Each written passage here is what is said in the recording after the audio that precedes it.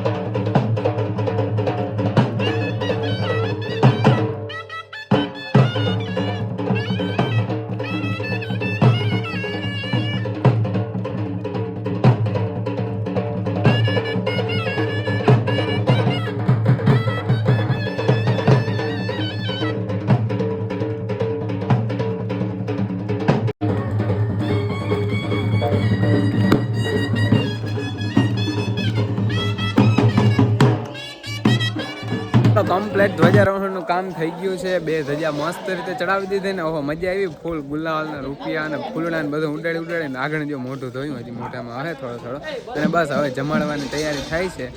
જમી બધાને જમાડી અને પછી છૂટ્યા અને જો અહીંયા રસોડામાં બધું છે ને કમ્પ્લીટ તૈયાર કરે છે.